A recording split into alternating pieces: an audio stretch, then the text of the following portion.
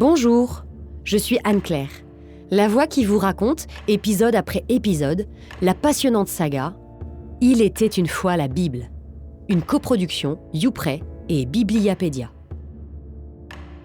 Josué livre son testament à Sichem.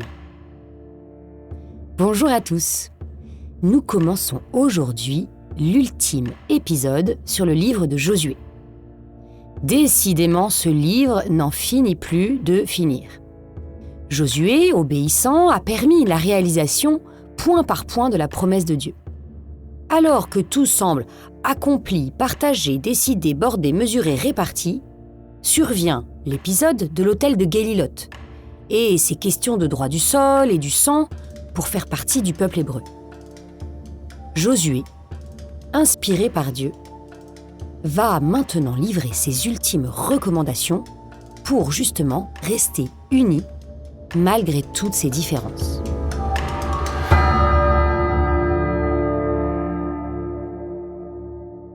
Nous sommes au chapitre 23. Longtemps après que le Seigneur eut accordé le repos à Israël face à ses ennemis, Josué, devenu vieux et avancé en âge, convoqua tout Israël.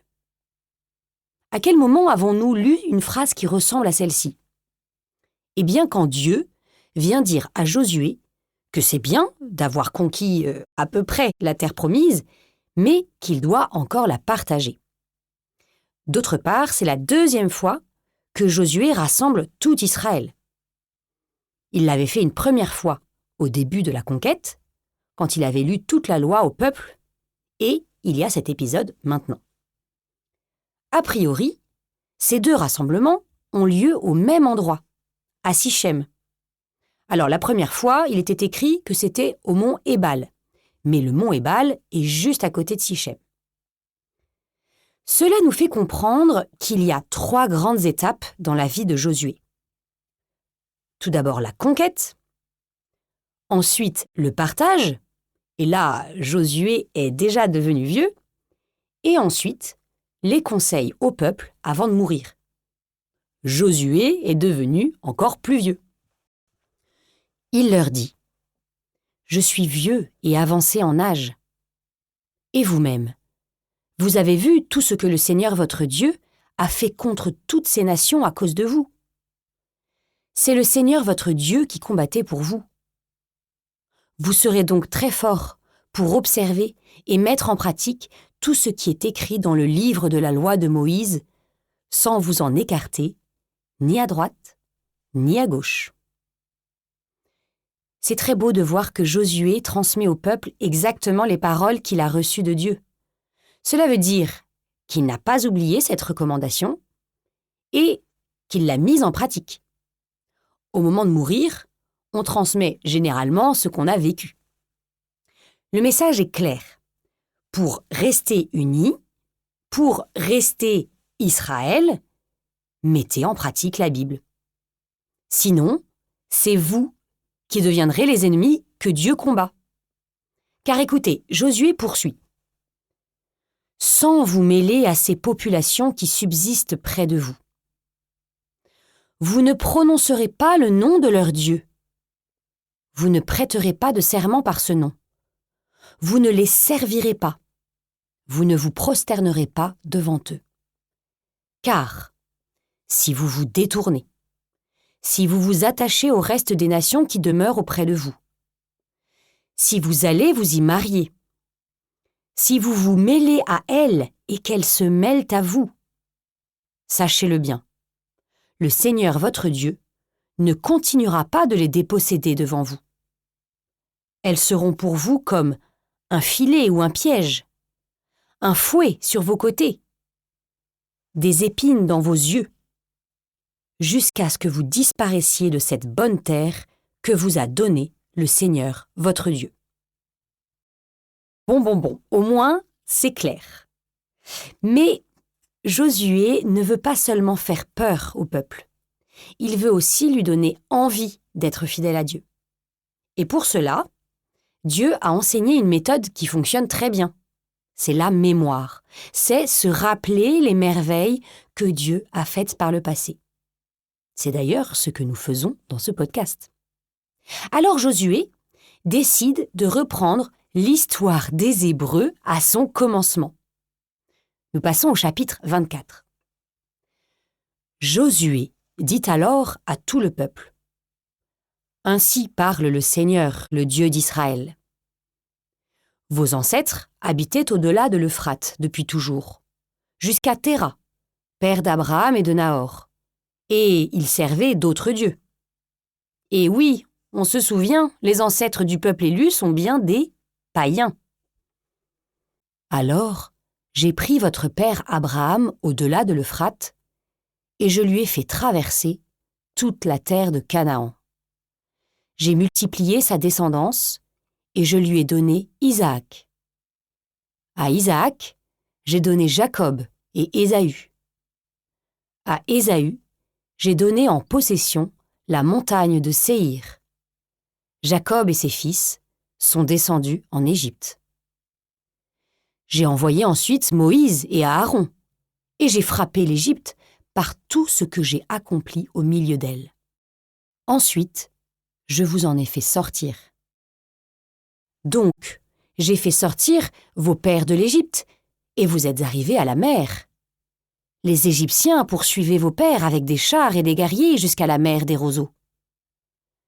Vos pères crièrent alors vers le Seigneur, qui étendit un brouillard épais entre vous et les Égyptiens, et fit revenir sur eux la mer qui les recouvrit. Vous avez vu de vos propres yeux ce que j'ai fait en Égypte, puis vous avez séjourné longtemps dans le désert. Je vous ai introduit ensuite dans le pays des Amorites, qui habitaient au-delà du Jourdain. Alors, les Amorites, c'est un autre mot pour désigner les Cananéens. Ils vous ont fait la guerre, et je les ai livrés entre vos mains.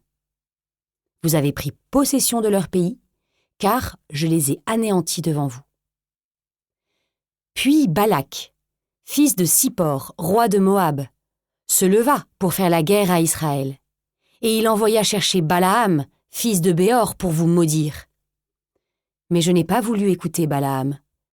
Il a même dû vous bénir, et je vous ai sauvés de la main de Balak. Ensuite, vous avez passé le Jourdain pour atteindre Jéricho. Les chefs de Jéricho vous ont fait la guerre, ainsi que de nombreux peuples, mais je les ai livrés entre vos mains. Alors on ne va pas revenir sur cette histoire qu'on commence à connaître, on peut juste retenir la façon dont Josué s'y prend pour résumer en 6 étapes géographiques l'histoire du peuple élu. Il y a d'abord l'épisode au-delà de l'Euphrate, ensuite lorsqu'il arrive une première fois en Canaan, ensuite à Séhir et en Égypte, avec Ésaü d'un côté et Jacob qui descend en Égypte, puis la sortie d'Égypte, ensuite toute son histoire avant le passage du Jourdain et après le passage du Jourdain. Et ce résumé de l'histoire du peuple de Dieu se conclut magnifiquement.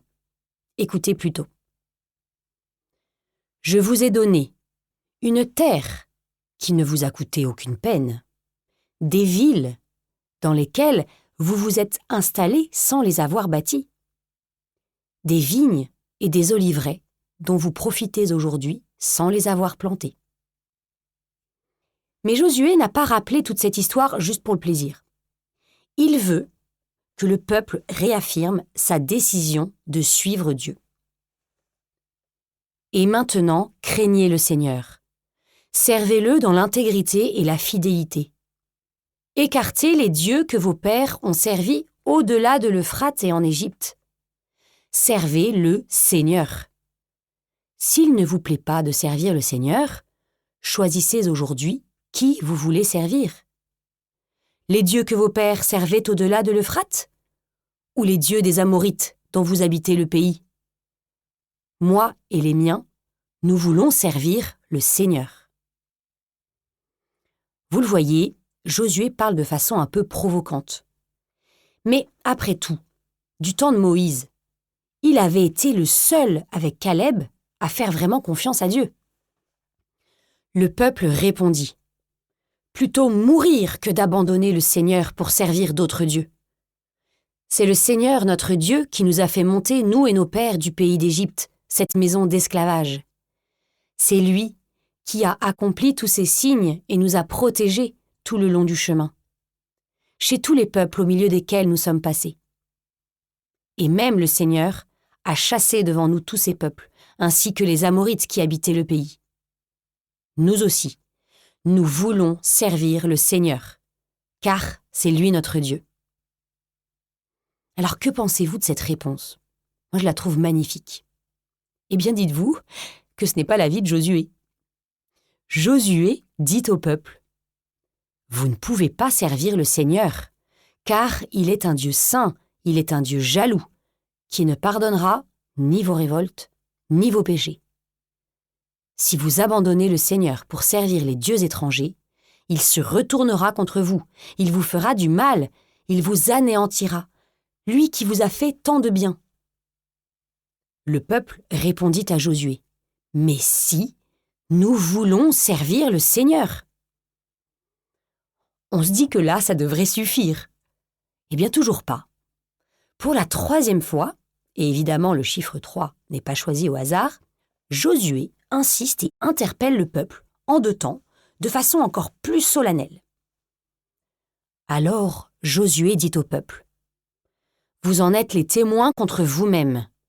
C'est vous qui avez choisi de servir le Seigneur. » Ils répondirent: « Nous en sommes témoins. » Josué reprit: « Alors, enlevez les dieux étrangers qui sont au milieu de vous, et tournez votre cœur vers le Seigneur, le Dieu d'Israël. » Le peuple répondit à Josué: « C'est le Seigneur notre Dieu que nous voulons servir. C'est à sa voix que nous voulons obéir. » En ce jour-là, Josué conclut une alliance pour le peuple. C'est dans la ville de Sichem qu'il lui donna un statut et un droit. Josué inscrivit tout cela dans le livre de la loi de Dieu. Il prit une grande pierre et la dressa sous le chêne qui était dans le sanctuaire du Seigneur. Il dit à tout le peuple: « Voici une pierre qui a entendu toutes les paroles que le Seigneur nous a dites. Elle servira de témoin contre vous, pour vous empêcher de renier votre Dieu. » Alors, avez-vous remarqué ce que le peuple a dit de plus par rapport à ces 2 premières réponses? Il a dit: « C'est à sa voix que nous voulons obéir. » Et nous avons déjà vu que dans la Bible, écouter est la véritable façon de suivre Dieu. Et c'est d'ailleurs le célèbre commandement que Dieu a donné à Israël dans le Deutéronome: « Écoute Israël, Shema Israël. » Voilà pourquoi Josué a enfin jugé qu'il pouvait renouveler l'alliance. Comme vous l'avez remarqué, la scène se passe sous le chêne de Sichem. Et est-ce que vous vous rappelez la première fois dans la Bible où nous avons entendu parler de Sichem? Eh bien oui, c'est le premier endroit où Abraham s'était arrêté, quand il était arrivé en Canaan. Et effectivement, il y avait bien un chêne. Mais c'était le chêne de Morée. C'est là que le Seigneur avait dit à Abraham: « À ta descendance, je donnerai ce pays. » Jusque-là, en effet, Abraham ne savait pas quel était le pays que Dieu voulait lui montrer, ni même que Dieu voulait lui donner un pays. C'est donc très beau que le renouvellement de l'alliance se déroule à l'endroit où, pour la première fois, Dieu avait promis la terre. Dieu confirme ici ce don. Puis, Josué renvoya le peuple, chacun dans la part de territoire qui était son héritage. Notez ici que Josué n'a pas choisi de successeur, à la différence de Moïse. C'est tout le peuple qui lui succède. Pour cette raison, il est très important que le peuple affirme sa décision de suivre le Seigneur. Bon, du coup, Josué n'a plus qu'une chose à faire, à votre avis? Eh bien oui, c'est mourir.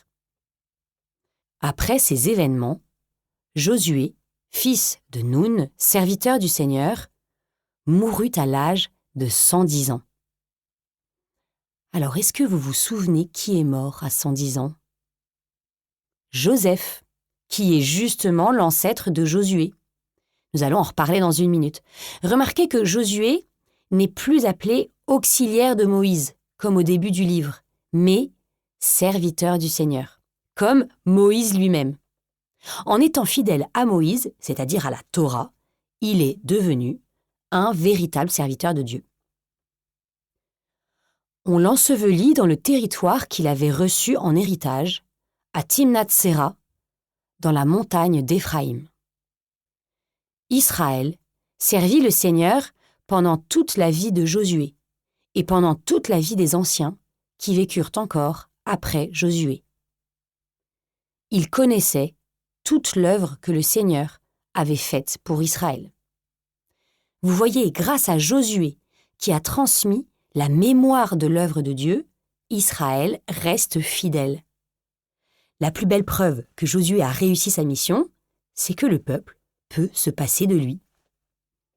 Quant aux ossements de Joseph, que les fils d'Israël avaient emportés d'Égypte, on les ensevelit à Sichem, dans la parcelle du champ que Jacob avait acheté pour 100 pièces d'argent au fils de Hamor, père de Sichem. Ils devinrent un héritage pour les fils de Joseph. Le peuple d'Israël n'a sûrement pas attendu la mort de Josué pour ensevelir les ossements de Joseph. Si l'auteur a décidé de terminer le livre de Josué par là, c'est pour montrer que le temps de l'Exode et de la conquête de la terre promise est accompli, que la prophétie de Joseph, qui terminait le livre de la Genèse, est réalisée. Je vous relis d'ailleurs ces 3 dernières phrases de la Genèse. Genèse chapitre 50, versets 24 à 26. Joseph dit à ses frères, « Je vais mourir. Dieu vous visitera et vous fera remonter de ce pays dans le pays qu'il a fait serment de donner à Abraham, Isaac et Jacob. » Joseph fit prêter serment aux fils d'Israël en disant, « Quand Dieu vous visitera, vous ferez monter d'ici mes ossements. » Joseph mourut à 110 ans, on l'embauma et on le mit dans un cercueil en Égypte. Voilà, ainsi s'achève le livre de Josué. L'atterrissage en terre promise est réussi. Après 40 ans d'errance dans le désert, Israël a enfin trouvé le repos. Il s'est installé dans ce territoire sans se détourner de Dieu, sans se mettre à adorer des idoles. Tout au long du texte, l'auteur a glissé des petits signaux d'alerte pour nous faire comprendre ce que veut dire habiter en terre promise. Ce n'est pas quelque chose auquel on a droit dès qu'on appartient au peuple élu, mais c'est un cadeau fait par Dieu, tant qu'on garde sa parole. On peut faire ici le lien avec notre propre vie. Pour un chrétien qui relit ce texte, le symbole est extraordinaire, car Josué est le même nom que Jésus. Ainsi, en traversant le Jourdain lors de son baptême, qui représente à l'avance sa mort et sa résurrection, Jésus est le chef qui fait entrer les hommes dans la terre promise, qui représente, elle, la vie éternelle. Seulement attention, on n'a pas droit à la vie éternelle sous prétexte qu'on est baptisé. C'est un cadeau fait par Dieu à ceux qui gardent sa parole.